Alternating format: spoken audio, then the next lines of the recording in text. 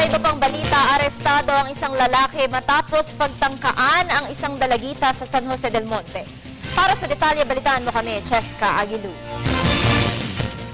Kalaboso ang isang lalaki matapos isumbong ng taong bayan ang pagtangkang abduction ng isang 16 anyos na dalagita sa harap ng isang convenience store sa San Jose del Monte sa Bulacan.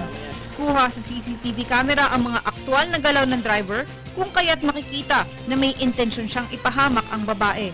Pagdating niya doon, namatay yung babae, yung batang babae, nakalayo na yung batang babae, ginawa pa rin niya pumatras at pilit niya tinatawag yung babae at pagkatas niya kinakausap niya yung babae, pilit niya inuutusan at pinasasabihan.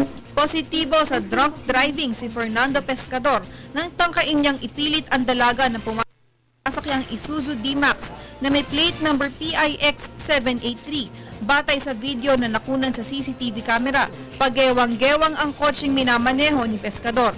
Kalalagda pa lamang ni Pangulong Aquino ng batas na nagpapatibay ng parusa sa drunk driving kung saan masususpend ang lisensya ng isang non-professional license holder sa unang konviksyon. Tuluyan naman itong babawiin sa pangalawang pagkakataon. Para naman sa mga professional license holders, confiscated at revoked ang lisensya sa unang conviction, habang sa pangalawa na may pagbabawalan na ang driver na kumuha ng lisensya. Base sa ebidensyang nakalat ng pulisya ng San Jose del Monte, Bulacan, maaaring masampahan ng kaso ang driver kaugnay dito. Mahaharap naman sa kasong attempted abduction si Pescador, pati ang violation ng Republic Act 7610 o ang Special Protection of Children Against Abuse, Exploitation, and Discrimination Act.